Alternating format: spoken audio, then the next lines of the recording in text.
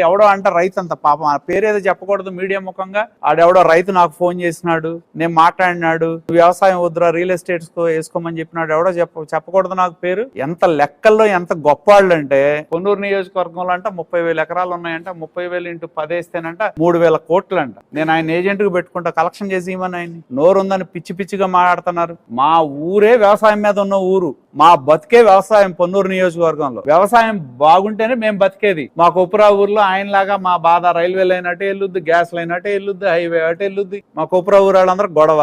కాబట్టి నోరు అదుపులో పెట్టుకొని మాట్లాడితే చాలా బాగుంటది. లేకపోతే చాలా అంశాలు, చాలా విషయాలు సీరియల్లో నీకంటే ఎక్కువ నేను బయటికి తీసుకొస్తా, సందేహమే లేదు. నువ్వేంటి, నీ మోసం ఏంటి, నీ మార్కెటింగ్ ఏంటి, నీ మార్కెటింగ్ లో ఉన్న సహజీవనం ఏంటి, ఇవన్నీ చెప్తా నేను. నువ్వు ఇవాళ కూడా ఏ పర్మిషన్ లేకపోయినా కోర్టు ద్వారా పూర్తి చేయడానికి అనుమతి పొంది ఏ విధంగా బెదిరించి నీ దగ్గర ప్లాట్లు కొన్నాళ్ళ దగ్గర డబ్బులు వసూలు చేస్తున్నావో మా తెలీదా? ఖచ్చితంగా నీ బిల్డింగ్ పూర్తిగానో పాక్షికంగానో ఏదో ఒక చోట కొంత బిల్డింగ్ పడగొట్టడం అధికారులు ఖాయం, నేను రాసిస్తా.